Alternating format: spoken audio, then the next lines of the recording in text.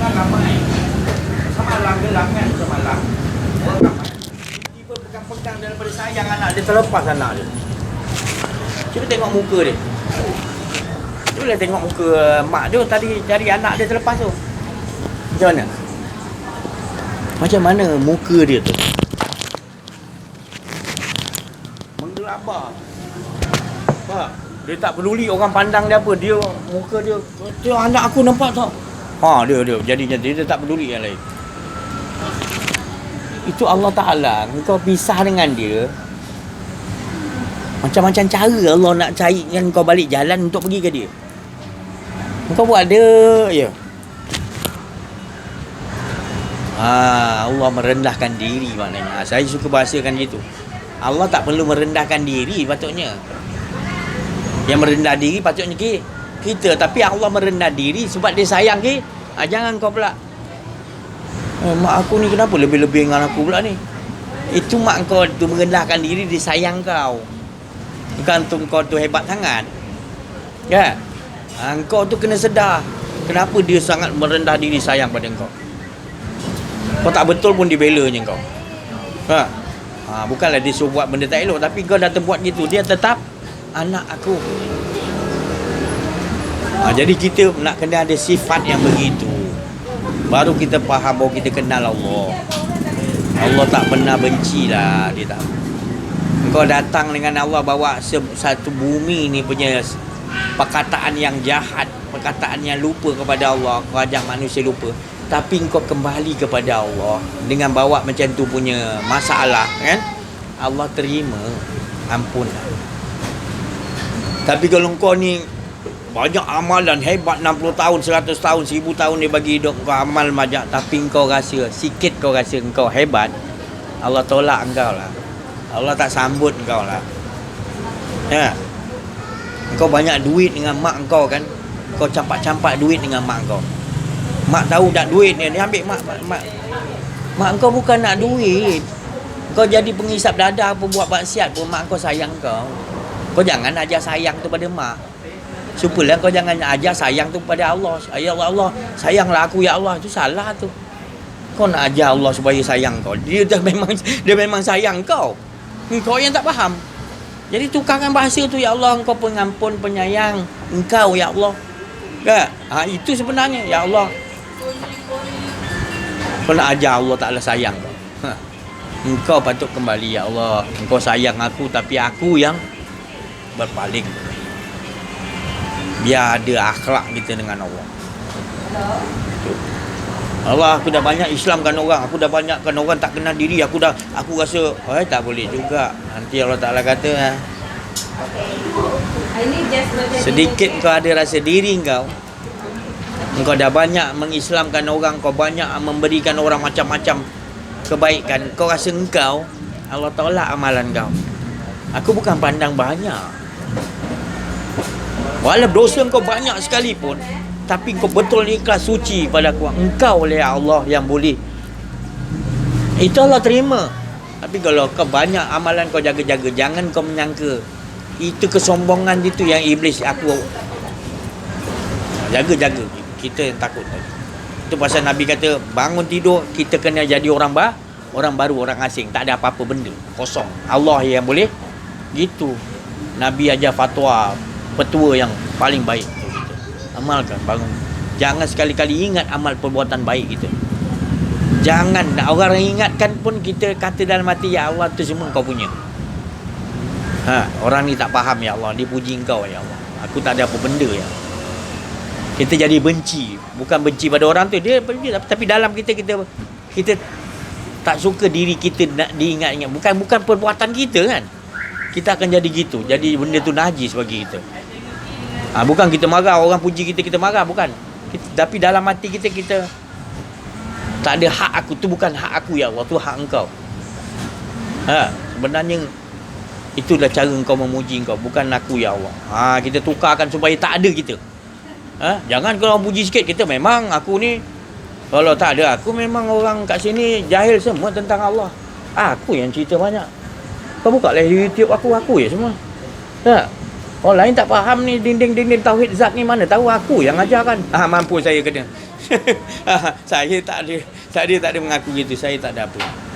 Saya cakap ni itu semua dia, tak ada saya. Saya akan berusaha untuk hilangkan diri saya. Saya nak mewujudkan keesaan betul. Jadi saya nak semua dapat yang siapa yang duduk sini tak ada lain, dia betul-betul dinding zat yang dia ingat. Bukan ingat saya, bukan ingat semua betul-betul masing-masing yang dengar dalam YouTube ni pun betul-betul tahu ala tuju sebenar. Ilahun wah, tak ada yang lebih manis, tak ada yang lebih apa lagi, yang lebih nikmat melainkan ilahun wah. Tak ada di itulah selepas Rasulullah, Nabi-Nabi suatu lepas tu wali-wali Allah semua bawa benda ni. Jangan tukar tajuk lah. Jangan tukar makam lain. Ini yang paling best. Tak ada best lagi. Kalau dah tukar yang lagi ada lagi lain tu sebenarnya terti. Innal insana lafil khusr. Ya. Pedulilah sekeliling kita dah rosak ke, pedulilah tak dia. Yang penting kita pegang ini. Sebab memang penghujung zaman Nabi kata gitu, akan balik kepada gharibun. Jadi asing balik. Yang asing tu bukan apa? Yang cara nak kenal diri, kenal Allah tu jadi asing. Sebab susah masjid surau, bukan bumi sini lah, bumi tempat lain. Masjid surau susah nak panggil penceramah yang ceramah cerita bab ni.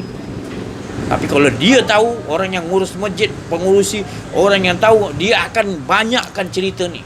Sebab Nabi 13 tahun cerita ni.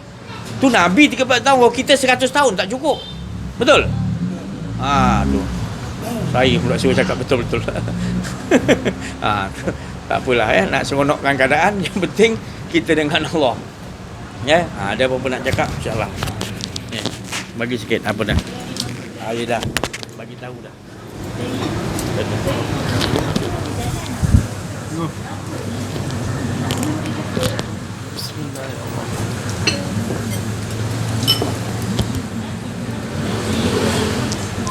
Wan ni mana kerja kau pun Wan? Dapat? Alhamdulillah. Boleh. Cakap. Ada soalan. 5 minit je.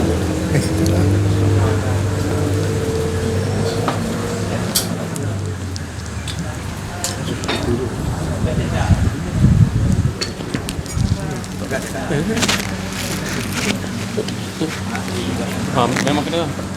Jangan record. Tak boleh record.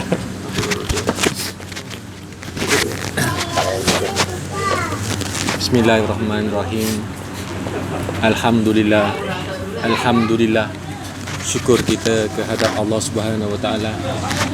Kerana lafaz alhamdulillah yang disebutkan banyak kali oleh ustaz membawa banyak besar pengertian, isi pengertian kalau kita ingin memahami sebenar-benarnya apa erti alhamdulillah.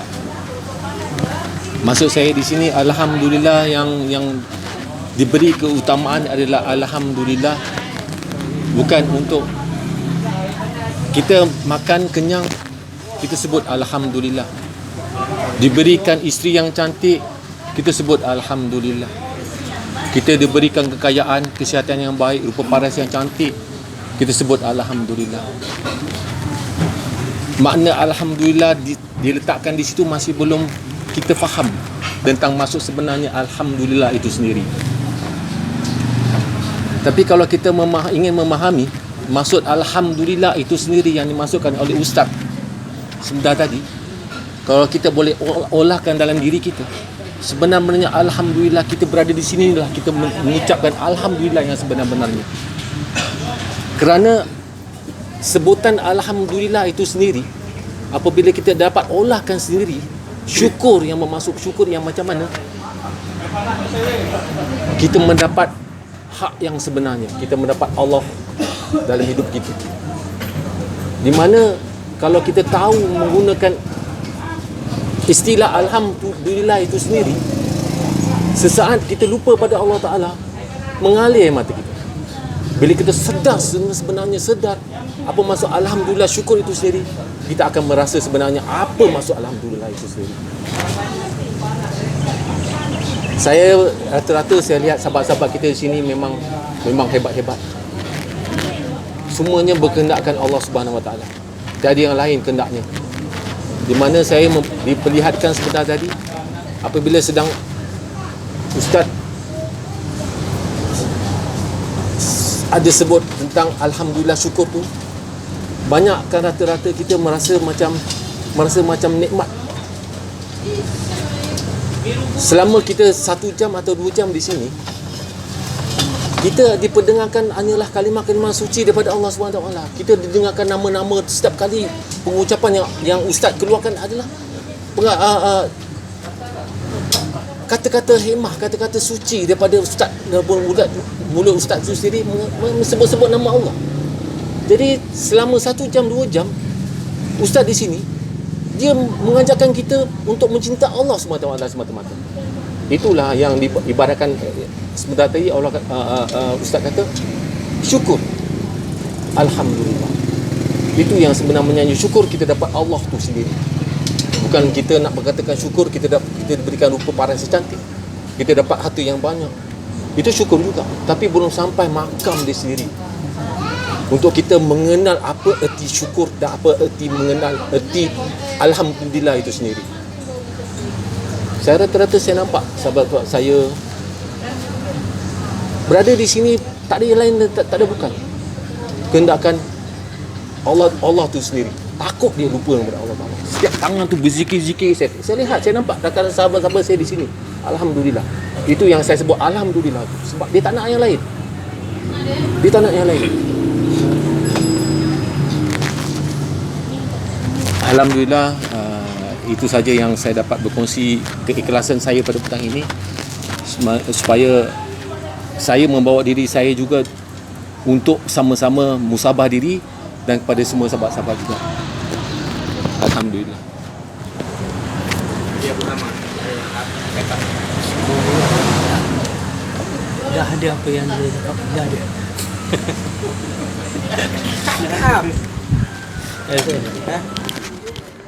Jadi, lalu layan YouTube apa ni, Facebook, cakap. Apa yang cakap dalam Facebook tu cakap kita. Bismillahirrahmanirrahim. Alhamdulillah Rabbil Alamin. Yang cakap pengalaman, jadi seronok. Ya, saya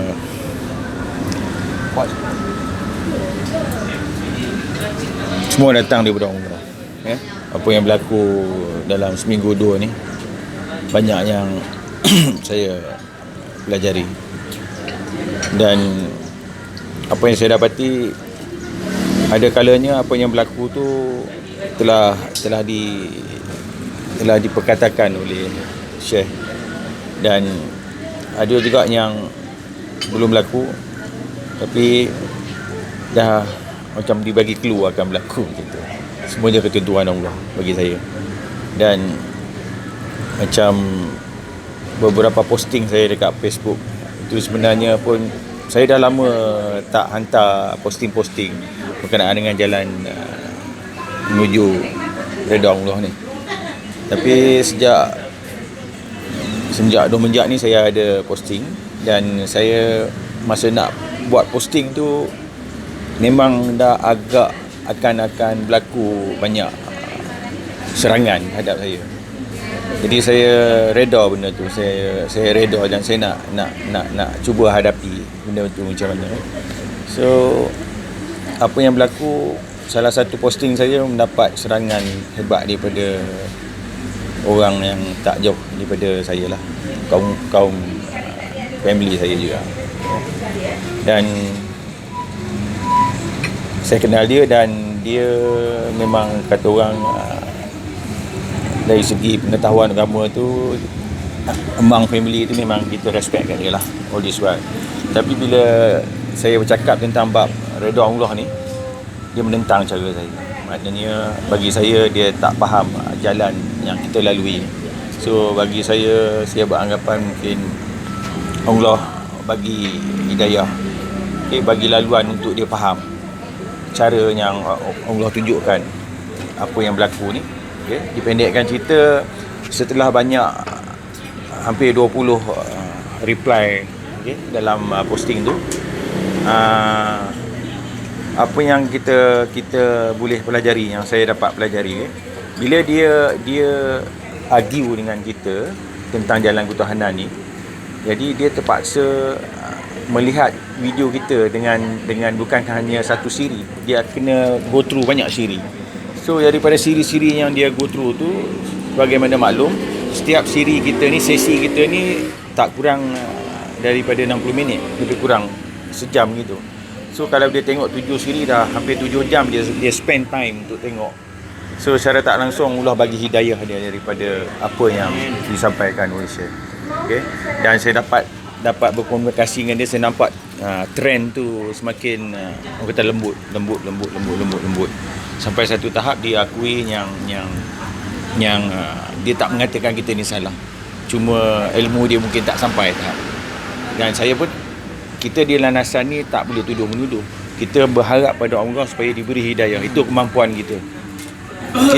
Kita tak nak tuduh grup A ni kan, grup B ni tak betul, tak ada. Bukan kita untuk berdebat. Kita nak dia orang pergi ke jalan yang sama macam kita. Itu yang kita nak. So saya mungkin daripada situ saya bersyukur pada Allah lah. Dengan cara keberanian.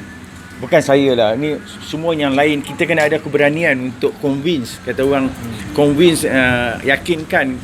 Kita dalam Facebook ada ramai kawan sebenarnya. Dari situ kita nak tengok kawan kita ni support kita ataupun tak. Sebab betul, ini satu fakta. Sebab kalau kata kita posting satu benda, okey, kalau ada orang yang hentam kita tengok akan berlaku banyak conversation, perbualan kat situ. Kita boleh tengok orang tu suka tak suka. Kita boleh tengok, dan bila kita tengok, hanya kita yang boleh menilai. Dan saya minta lah, tolong jangan kalau bagi feedback negatif. Sebab bila you start bagi feedback negatif, nanti akan serang banyak. So kita, apa yang saya tengok dekat sini saya bagi contoh. Saya post satu, orang tu tak berapa suka dengan grup kita. Tapi orang tu somebody lah.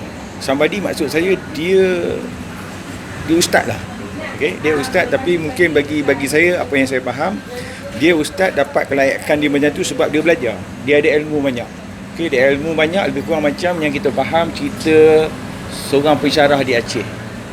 Pensyarah di Aceh kan, at the end of the day, bila dia nak balik, dia buat kenduri apa semua, baru dia isytiharkan dia Yahudi.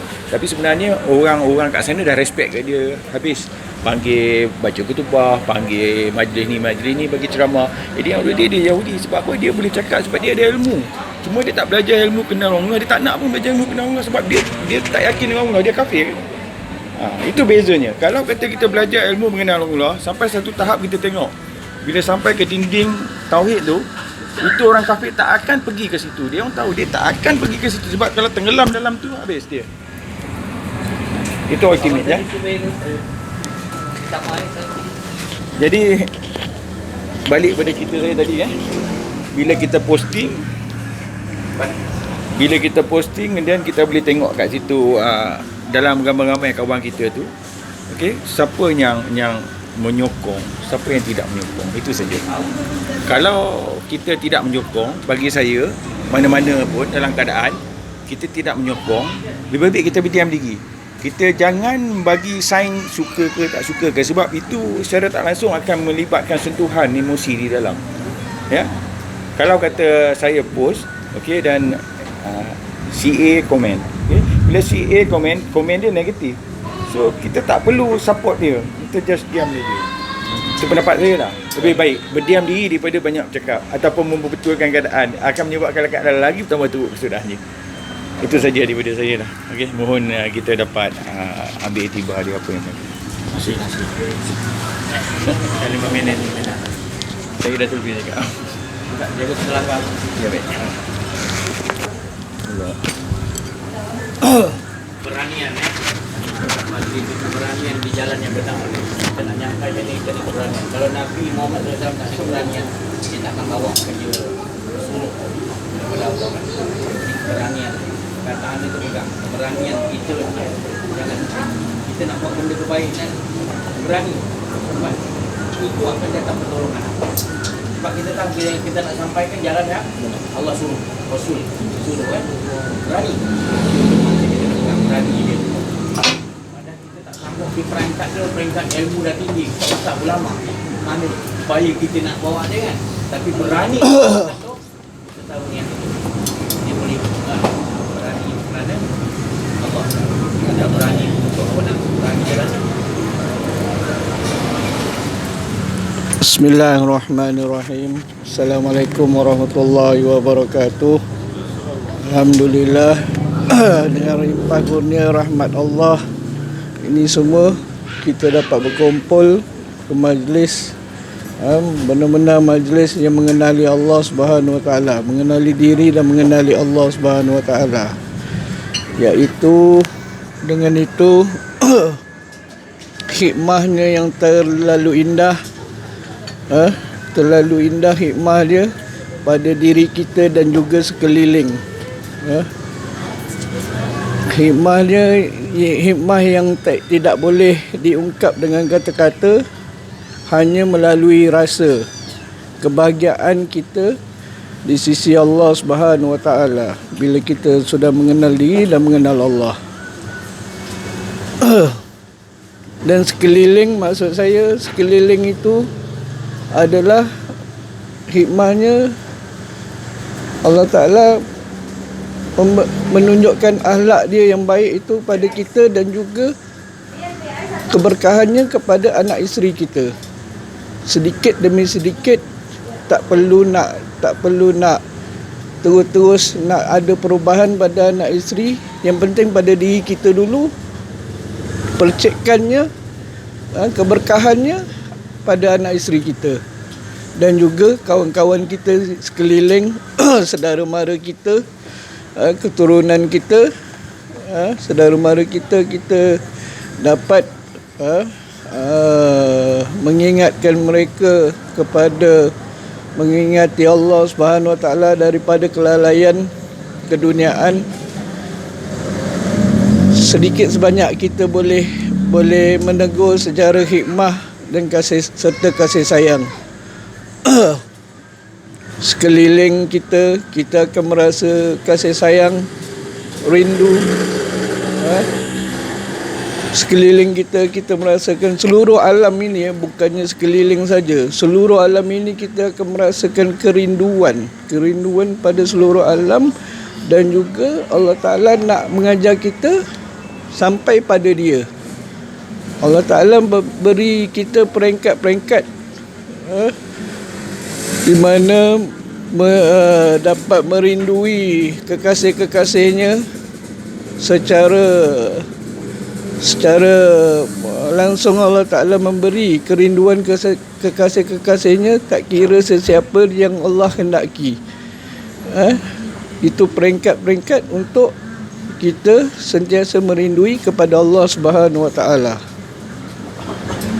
Nikmatnya tak terkata dan tak terucap, dan sentiasalah kita berdoa sama-sama Allah memberi hidayah kepada diri kita dan juga sentiasa dan kepada sekeliling kita supaya mendapatkan kebahagiaan yang asliah, kebahagiaan yang kekal. Yang asliah ini yang kekal iaitu hanya Allah Subhanahu Wa Ta'ala, tak ada yang lain. Maha kekal itu iaitu kita kena duduk dengan Allah Subhanahu Wa Ta'ala, yang kenal diri, kenal Allah, jadi arif billah. Itu saja perkongsian saya pada hari ini. Dengan kata-kata saya yang akhir, saya pesan pada diri saya dan juga semua sentiasa berdoa supaya istiqamah selagi diri kita ada dan musyrik kita seluruhnya selagi ada, kita istiqamah hingga hujung akhir hayat kita. Hujung akhir hayat kita yang kita sendiri tak tahu entah bila yang benar-benar kepulangan keramatullah kita tak tahu masing-masing. Istiqamahlah. Saya cakap untuk diri saya dan juga semua. Wabillahi taufiq wal hidayah. Assalamualaikum warahmatullahi wabarakatuh.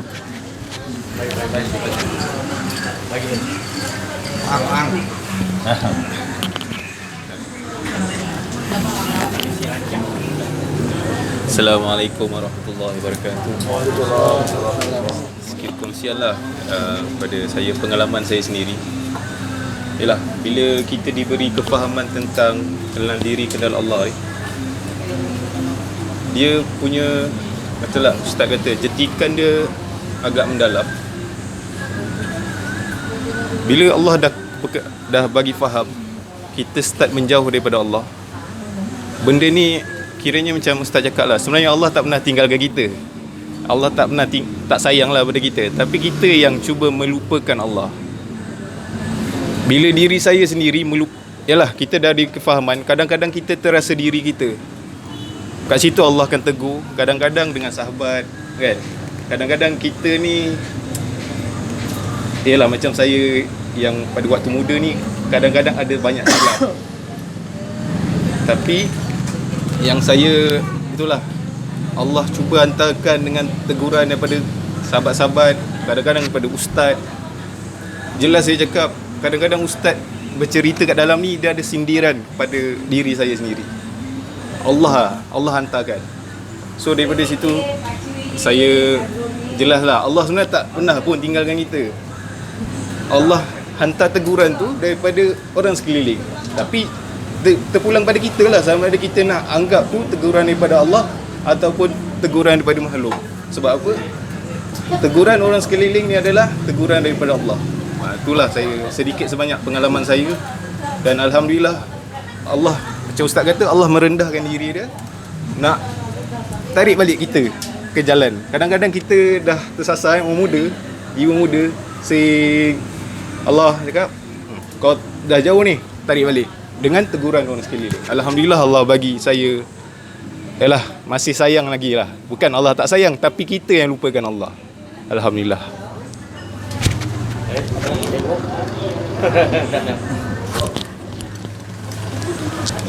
Alhamdulillah, syukur kita pada Allah SWT.